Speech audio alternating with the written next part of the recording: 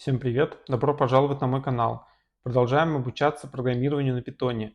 Сегодня я покажу, как получать данные от пользователя в программе и как выводить их на экран. Показывать я буду на примере небольшой программы, которая будет запрашивать возраст пользователя и выводить на экран, сколько ему лет.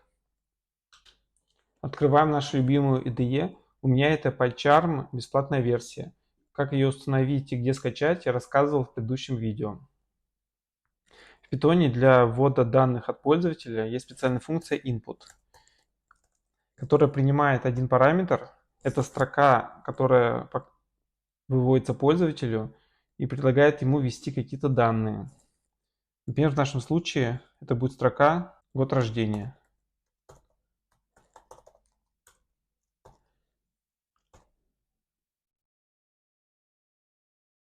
Результатом функции является строка, которую введет пользователь. Назовем ее год рождения. Birth year. Далее заведем также переменную с текущим годом.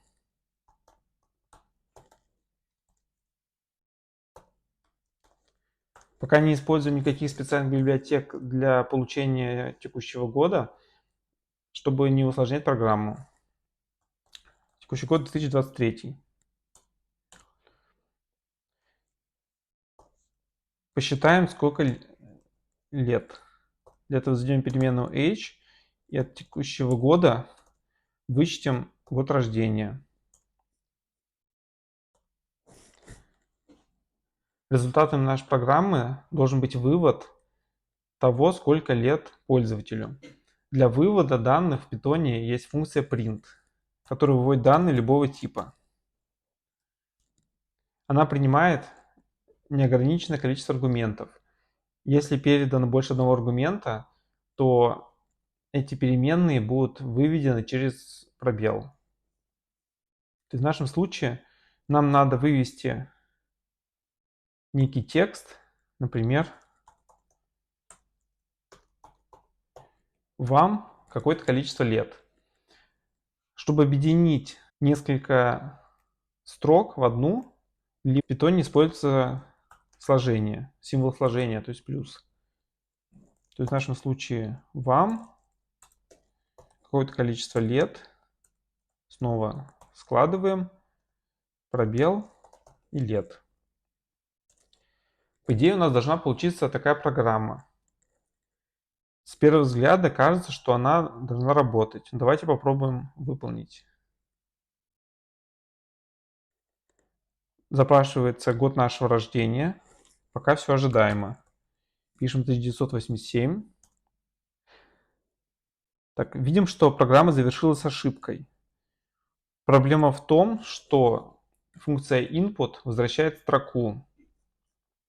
И далее при вычислении возраста мы не можем из числа 2023 вычесть строку, потому что Python не знает, как выполнять действия между разными типами данных. Чтобы это сработало, надо преобразовать строку с годом рождения в число. Для этого в прошлом видео я рассказывал, что надо использовать функцию одноименную с типом данных. То есть в нашем случае это int.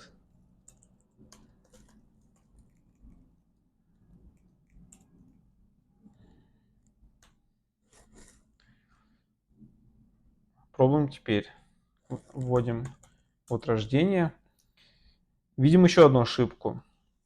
Тут ошибка аналогична. То есть в переменной age у нас получился возраст, и это целое число. Далее в параметре функции print у нас дана строка. То есть мы ее строим из трех составляющих. И при этом составляющая age это не строка, а целое число. И Python не знает, как сложить две строки и целое число. Чтобы это исправить, есть несколько вариантов. Один из вариантов это преобразовать целое число опять в строку. Для этого используется функция str. таком виде программа должна работать. Вводим год рождения, и выводится, что вам 36 лет. Программа работает, но теперь попробуем ее улучшить, а также посмотреть, какие есть варианты для вывода данных. Допустим, одно из улучшений, которое можно заметить, относится к нашему методу ввода. То есть мы видим, что год рождения используется только один раз, и в принципе мы можем преобразовать его из строки в целое число сразу же после отработки функции input. То есть сделаем вызов int выше. То есть так получается код намного чище и аккуратнее. Второе замечание касается использования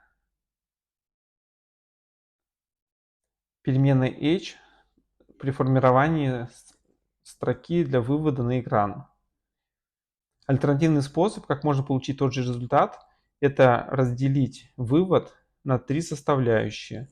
Так как функция print может выводить неограниченное количество переменных, и при том разного типа, то в случае с числом, если это будет как отдельный параметр функции print, проблем не будет. Соответственно, мы можем сделать это следующим образом. Убираем лишние пробелы, так как отдельные части, отдельные параметры функции print будут разделены так пробелом, то выведем отдельно 3 составляющие. Попробуем выполнить. Также вводим год. Получаем абсолютно тот же результат. Получается уже немного чище и интересней, но есть способ еще лучше.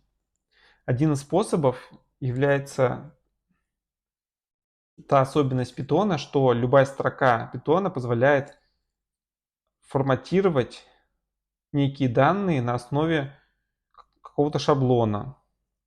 Как это работает? То есть, допустим, у нас есть некая строка с результатом. Притом в данном случае это будет единая строка. И там, где нам надо вывести год, то есть число, ставим специальные символы. Это символ процент и далее буква, то есть есть несколько вариантов, в зависимости от типа данных. То есть в нашем случае h это число, для этой цели используется буква D. Если это была бы строка, то использовалась бы S. Для числа с плавающей точкой, то есть дробного числа, используется F. В нашем случае целое, поэтому D. И после закрывающей кавычки снова пишем процент и переменную, которую мы хотим вывести на месте нашего формата процент %d. То есть в нашем случае это возраст. Пробуем запустить. Опять год рождения. И видим, что получили тот же самый результат. Если мы хотим, к примеру, вывести больше, чем одну переменную в строке, то тут уже синтаксис чуть сложнее. К примеру, мы хотим первое слово «вам» использовать в виде переменной, чтобы можно было менять, например, «вам» на «тебе», в зависимости от каких-то условий. Для этого заведем переменную pronoun, что значит местоимение на английском, и сохраним туда слово «вам». Теперь, чтобы добавить нашу финальную строку это слово, добавляем шаблон для строки, для этого используется %s. А также теперь надо добавить использование самой переменной pronoun. Чтобы использовать несколько переменных, надо их перечислить через запятую в круглых скобках. Таким образом. То есть строка с неким количеством шаблонов, процент и в круглых скобках переменные в том порядке, в котором они встречаются в строке с шаблонами. Пробуем выполнить.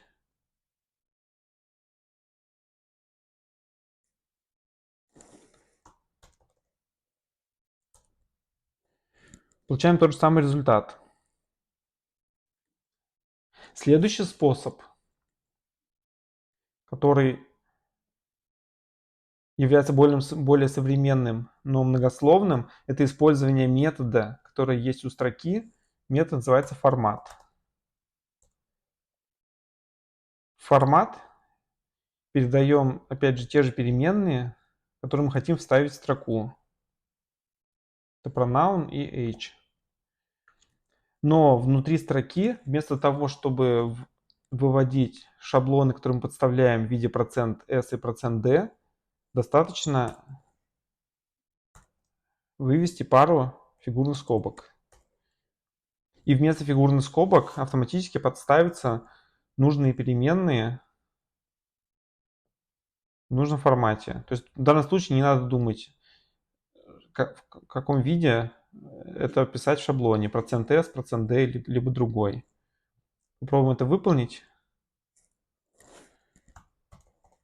Вводим год. Опять тот же результат. Есть еще третий способ, наиболее современный. Это так называемые форматированные строки, либо F-строки. Это такие строки, у которых перед открывающей кавычкой есть маленькая буква F. Видим, что уже получаем ошибку. И чтобы исправить эту ошибку и вообще понять, в чем сила форматированных строк, и их преимущество в том, что нам не надо использовать функцию формат, а достаточно эти переменные вставить прямо внутрь фигурных скобок. И убираем функцию вызов метода формат. Все, ошибка пропала. Пробуем выполнить. Получили абсолютно тот же результат, что и ожидали. Теперь небольшое дополнение. Я покажу, как в Python можно в зависимости от разных условий менять значение переменной.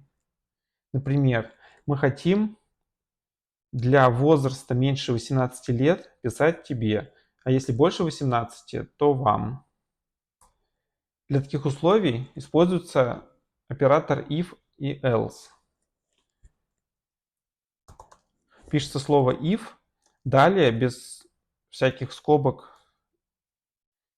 и каких-либо символов пишется условие, которое нам нужно выполнить. В нашем случае мы проверяем возраст, далее, например, больше или равно, пишется таким образом. То есть угловые скобки, такие вот, то есть это меньше, то есть как в математике, это больше. То есть больше или равно, таким образом пишется. 18. Далее пишется блок кода, который выполнится только если условие, которое идет после слова if, оно истинное. Чтобы открыть блок кода в Python, в отличие от других языков программирования, не надо писать никакие фигурные скобки, не надо писать ключевые слова begin и end, либо что-то другое. Достаточно добавить двоеточие. Далее на новой строке с отступом. Это является одной из ключевых отличительных особенностей Python, то, что блоки кода разделяются отступами. Притом отступы в рамках одного файла должны быть одинаковые. И общепринято, что самый удобный вид отступа это 4 пробела.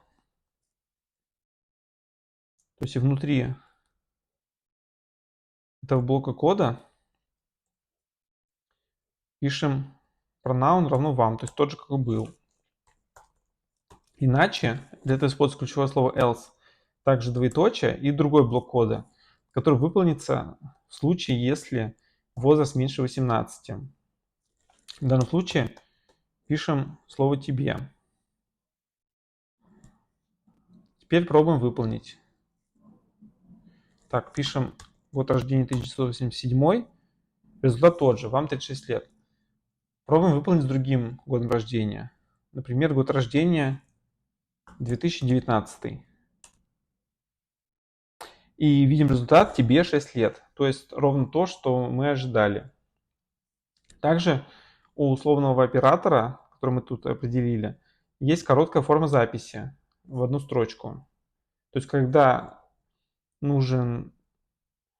результат вызова — это не целый блок кода, а небольшое выражение, которое умещается в одну строку. Например, нам надо получить разные значения pronoun в зависимости от условия. Как это пишется? То есть это практически эквиваленту предложению на английском языке.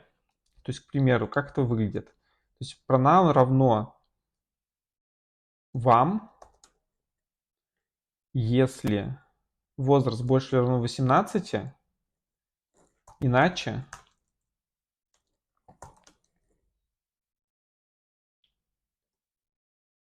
тебе. Это можно удалить. То есть получается короткая запись, которая вполне читаема, достаточно лаконично выглядит. То есть как это выглядит? То есть мы определяем переменную pronoun, которая равна слову вам, если возраст больше или равно 18, иначе тебе. Пробуем выполнить. Смотреть, что ничего не сломалось. Пишем возраст 2020. Так, и видим, что тебе 3 лет. Так как мы тут не меняем форму окончания лет, то у нас получается такое странное выражение, но в нашем примере это нормально. Таким образом, вы можете сами выбрать, какой способ вывода вам наиболее близок. В большинстве случаев достаточно просто принта и туда передать один, либо в некоторых случаях несколько переменных. Но в случае сложного форматирования Python дает множество инструментов. В случае же с вводом имеется удобная функция input, которая всегда выводит строку, и эту строку надо обязательно преобразовывать в тот тип данных, который нужен для конкретной логики программы. На сегодня это все. Спасибо за внимание. Подписывайтесь на канал, оставляйте комментарии. Жду вас в следующем видео.